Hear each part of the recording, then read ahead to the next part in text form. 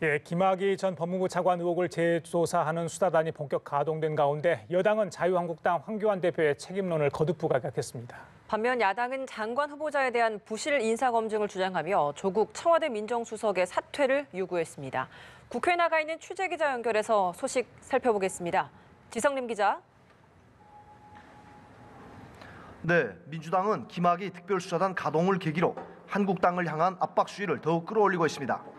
홍영표 원내대표는 검찰 특별수사단이 오늘부터 김학의 사건 재수사에 착수한다며 검찰은 이번 사건 수사에 조직의 명운을 걸어야 한다고 촉구했습니다.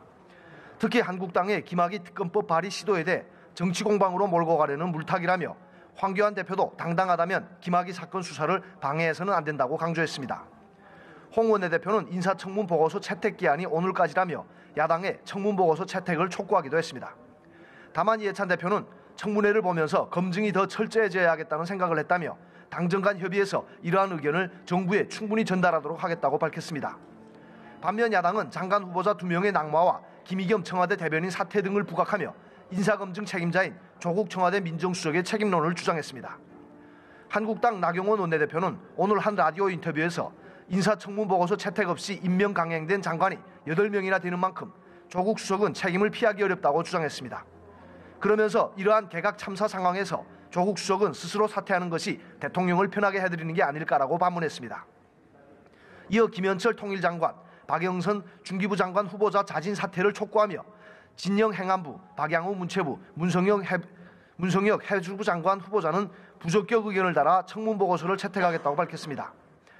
바른미래당 손학규 대표도 당 회의에서 무능하고 무책임한 조국 민정수석은 인사참사에 책임져야 하고 대통령도 국민을 생각해 조 수석이 물러나도록 결단해야 한다고 촉구했습니다. 지 기자, 이 보궐선거가 이틀 앞으로 다가왔는데요. 여야 지도부 모두 막바지 총력전을 벌이고 있죠.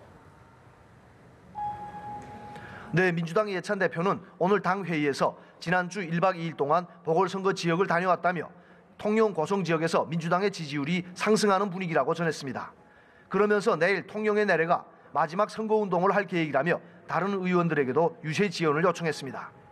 황교안 대표를 비롯한 한국당 지도부는 4.3 보궐선거를 이틀 앞둔 오늘 격전지인 창원에서 현장 최고위원회를 열었습니다.